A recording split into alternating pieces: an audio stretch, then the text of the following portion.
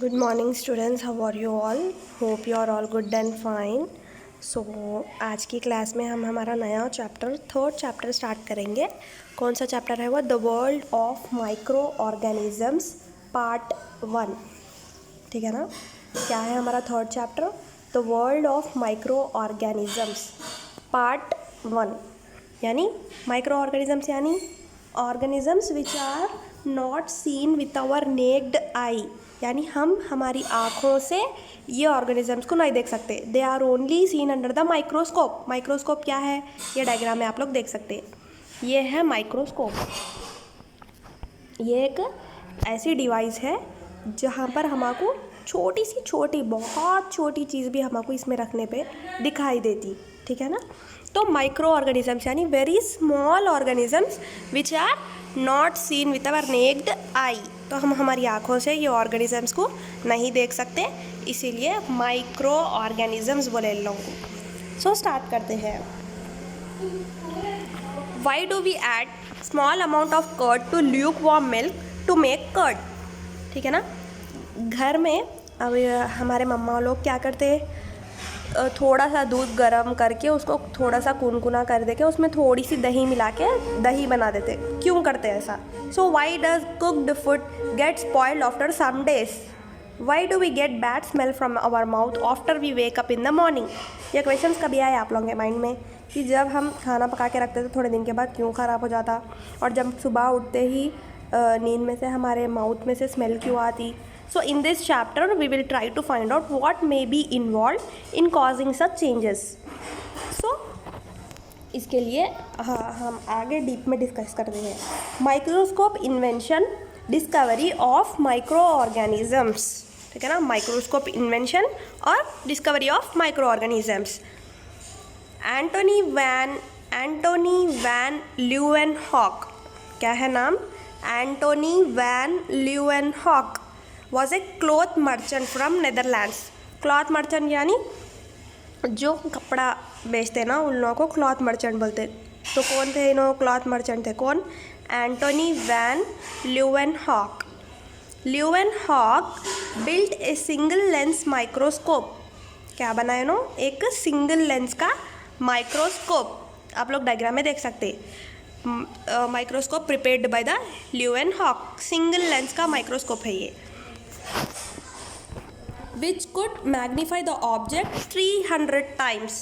His curiosity and skill of making powerful lenses was a secret of this invention of powerful microscope.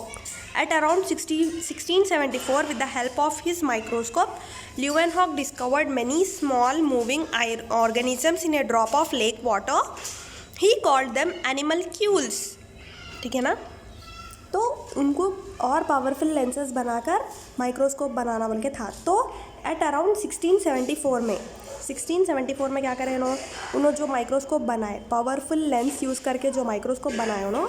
ठीक है ना. उससे उन्होंने क्या करें, स्मॉल मूविंग ऑर्गेनिजम्स वो लेक के पानी में यानी वाटर में स्मॉल मूविंग ऑर्गेनिजम्स उनको दिखाई दिए. तो वो मूविंग ऑर्गेनिजम्स का नाम उन्होंने क्या रख दिया? Animalcules. So later these were named as a bacteria. Later इनको क्या नाम दिया उन लोगों? एनिमलक्यूल्स को बैक्टीरिया रख दिया नाम. Along with the animalcules he also observed many other micro organisms under his microscope which were named later on. The invention of powerful microscope helped in further discovery of other micro organisms.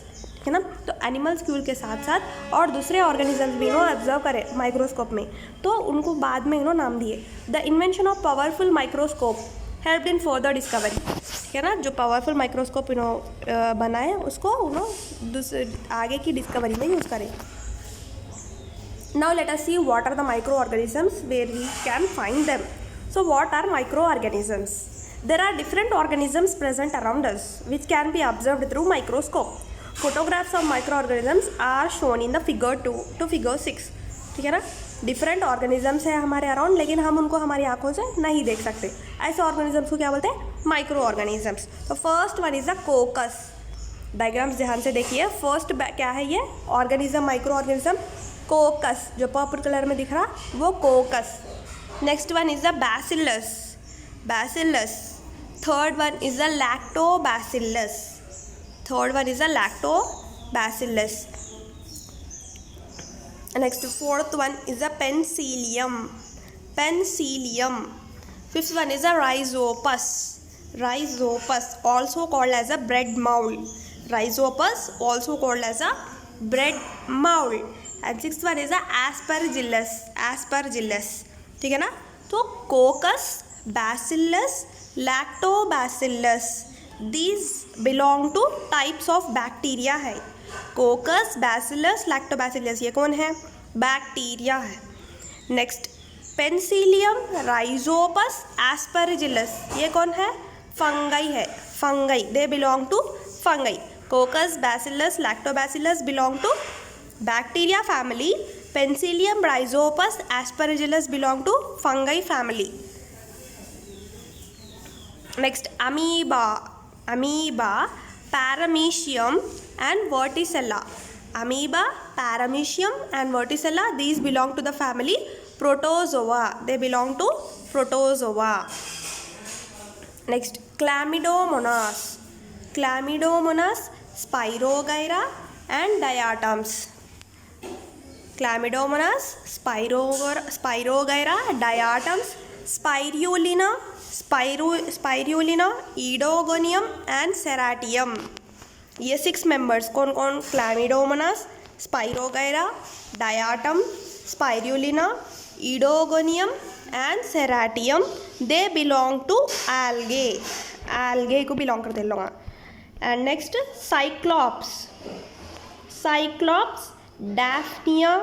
Cyclops, Daphnia, scabies mite, eyelash mite. They belong to micro arthropods. किसको belong करते हैं लोग? Micro arthropods. Next, groups of micro organisms. Let us study some micro organisms that belong to the groups like bacteria, fungi, protozoa, algae and certain micro arthropods with the help of some activities. ठीक है ना. So let us identify them. For this we need a microscope. ये इन लोगों को observe करना बोले तो हमको क्या होना? Microscope.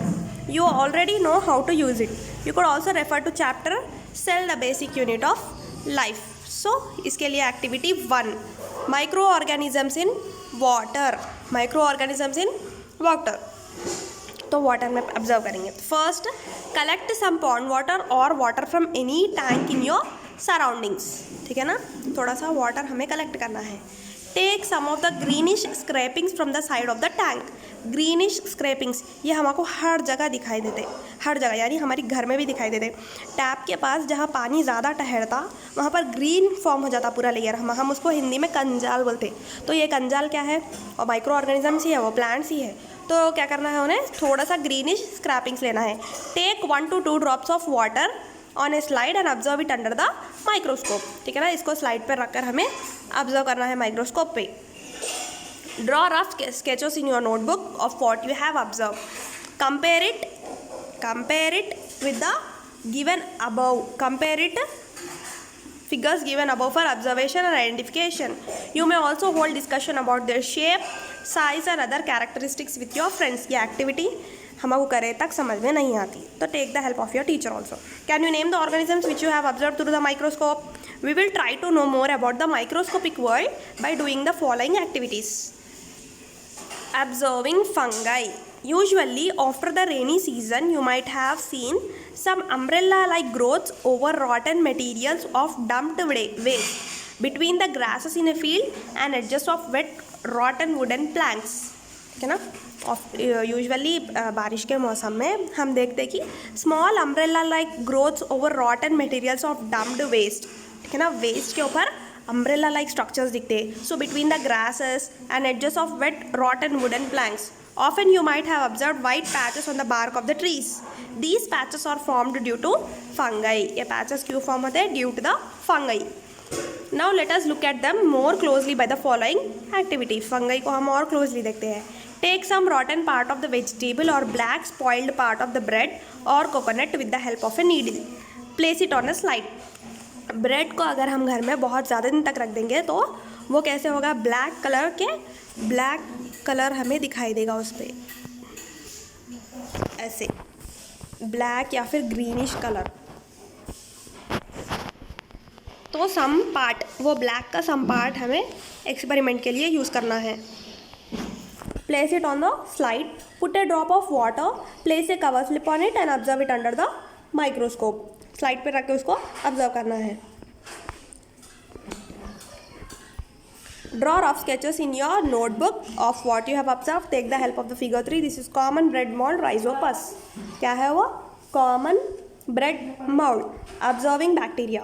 There is bacteria in buttermilk or curd or early morning scraping of tongue.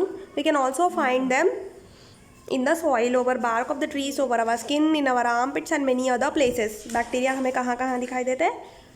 On the bark of the trees, in the soil, over the skin, in our armpits and many other places, but they are not visible to the unaided eye. Bacteria are not visible to our eye. So now let us look at them more closely by following activity. Take 1 or 2 drops of buttermilk on a slide and spread it. Heat the slide slightly on a lamp. Add a few drops of crystal violet stain. Leave it for 30 to 60 seconds and wash the slide gently with the water. ठीक है ना? तो 1 और 2 drops of butter milk लेना है हमें slide के ऊपर और स्प्रेड करना है। नेक्स्ट हीट द स्लाइड को थोड़ा स्लाइटली हीट करो लैम्प के ऊपर and add a few drops of crystal violet. उसके ऊपर वायलेट कलर का स्टेन यानी कलर हमें डालना है। उसको आप कितनी देर छोड़ देना? 30 to 60 सेकेंड्स। उसके बाद थोड़ा सा वाटर ऐड करना।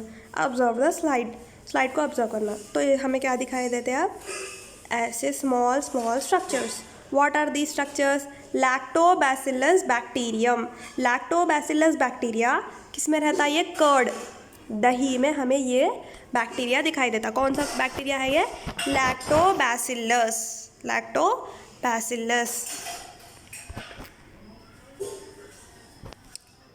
नेक्स्ट बैक्टीरिया ऑब्जर्व करें, फंगाई ऑब्जर्व करें। अब algae. Observing algae. Very often we observe greenish pond water in our surroundings. It is a greenish because of growth of algae and other plants which grow in water. ठीक है ना? वो जो कंजाल हम बोले थे ना, वो क्या है? algae बोलते हैं उसको इंग्लिश में। We can see some of the algae like Chara, Spirogyra, etc. with unaided eye. But most of the algae present in water are microscopic. तो जो water में रहते हैं वो क्या है? Microscopic है। Let us collect pond water or water from the tank with a bit of greenish scraping to observe some of the microalgae growing in the water. Let us do the following activity. Select a few strands from water sample collected and put them on the slide.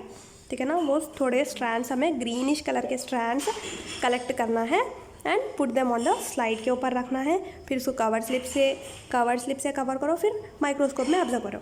Draw rough sketches of what you have observed in your notebook. Compare it with figure 5। Next observing protozoa.